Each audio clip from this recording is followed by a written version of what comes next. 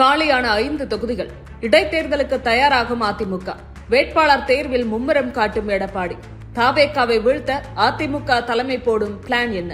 2026 சட்டமன்ற தேர்தல் முடிந்த கையோடு அடுத்த இடைத்தேர்தலுக்கு தயாராகி வருகிறது தமிழக அரசியல் களம்.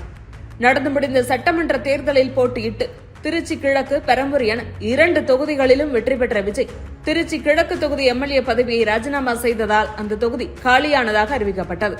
அதைத் தொடர்ந்து அதிமுகவில் எடப்பாடி பழனிசாமிக்கு எதிராக போர்க்கொடி தூக்கி வேலுமணி அணியில் இருந்த எம்எல்ஏக்களில் 4 பேர் சட்டென தங்களுடைய எம்எல்ஏக்கள் பதவிகளை ராஜினாமா செய்துவிட்டு தாவேகாவில் ஐக்கியமானதால் பெருந்துறை, தாராபுரம், மதுராந்தகம், அம்பாசமுத்திரம் ஆகிய தொகுதிகளும் காலியானதாக அறிவிக்கப்பட்டுள்ளது. எனவே திருச்சி கிழக்கோடு சேர்த்து மொத்தம் 5 தொகுதிகள் காலியாக உள்ளன.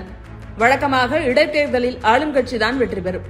எனவே இந்த 5 தொகுதிகளிலும் தாவேகா வெற்றி பெற்றால் வெளியிலிருந்து ஆதரவு தரக்கூடிய இடதுசாரிகளின் ஆதரவு தாவேகாவுக்கு தேவைப்படாது.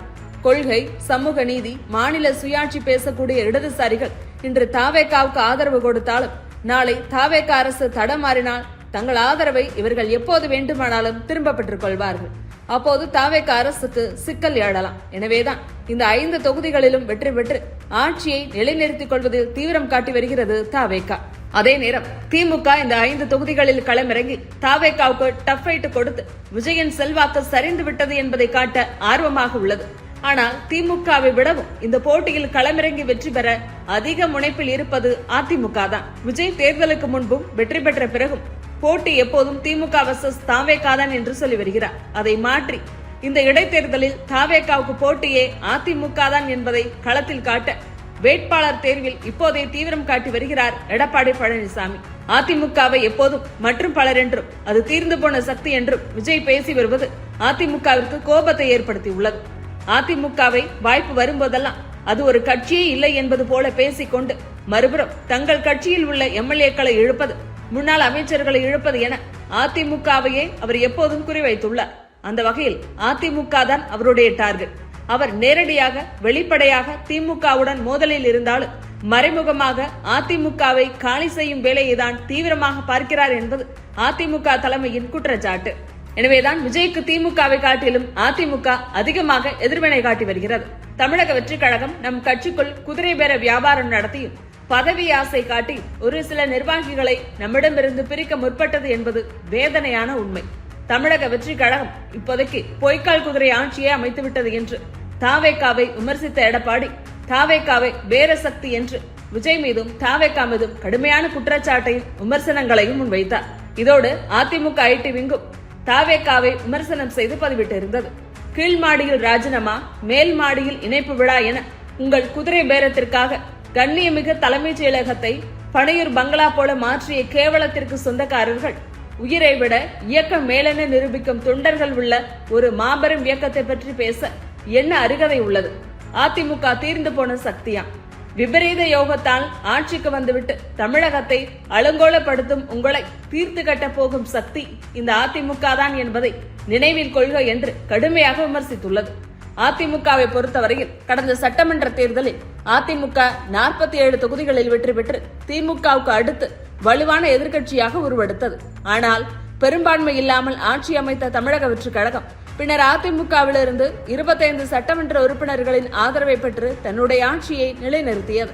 அதன் பிறகு அதிமுகவின் முக்கிய முகங்களாக கருதப்பட்ட பெருந்துறை, தாராபுரம், மதுராந்தகம், அம்பாசமுத்திரம் தொகுதிகளை பிரதிநிதித்துவப்படுத்திய 4 எம்எல்ஏக்களும் தங்களுடைய பதவிகளை ராஜினாமா செய்துவிட்டு தாவேகாவில் தங்களை இணைத்துக் கொண்டனர். எனவே தாவேகாவால் பறிபோன தங்கள் 4 தொகுதிகளையும் மீட்டெடுத்து தங்களை நிரூபிக்க வேண்டிய கட்டாயத்தில் இருக்கிறது அதிமுக தலைமை.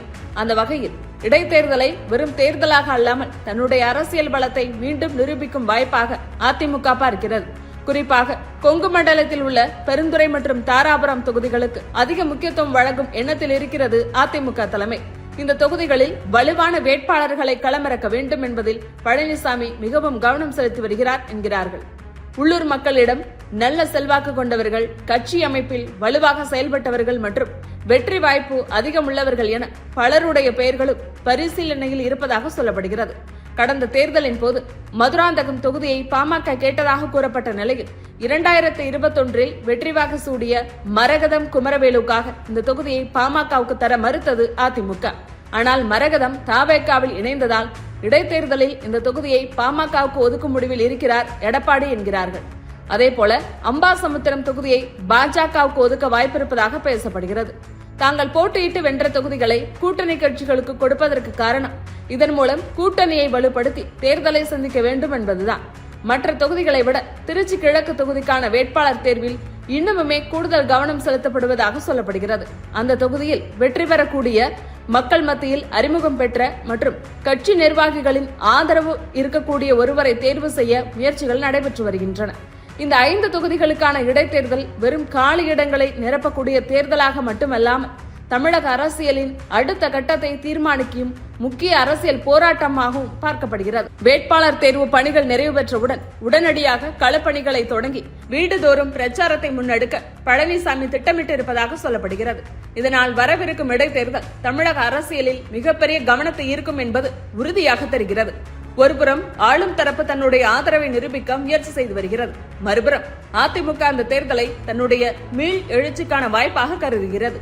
குறிப்பாக கட்சியிலிருந்து விலகி சென்ற எம்எல்ஏக்களின் தாக்கத்தை மக்கள் ஏற்றுக்கொள்கிறார்களா அல்லது அதிமுகவுக்கே மீண்டும் ஆதரவு தருகிறார்களா என்பது இந்த தேர்தலின் முக்கிய கேள்வியாக இருக்கும். இவர்களை தாண்டி திமுகவும் இந்த இடைத்தேர்தலை முக்கியமாக பார்க்கிறது.